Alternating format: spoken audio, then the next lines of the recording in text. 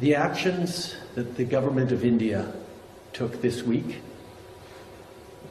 are themselves contrary to international law.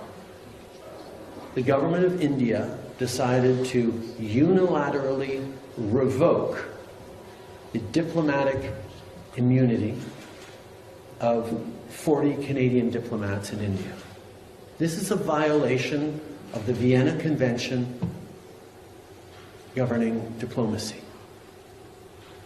This is them choosing to contravene a very fundamental principle of international law and diplomacy. It is something that all countries in the world should be very worried about. And this is putting aside the allegations we made of a serious violation of international law with the alleged killing of a Canadian citizen on Canadian soil that the Indian government could have been involved in. This is a matter, putting that aside, that all countries should be concerned about. The government of India decided to cancel, to revoke the diplomatic protections of 40 diplomats working in Canada, working in India. This is something that has far-reaching consequences for the diplomatic world that I know many, many countries are very worried about.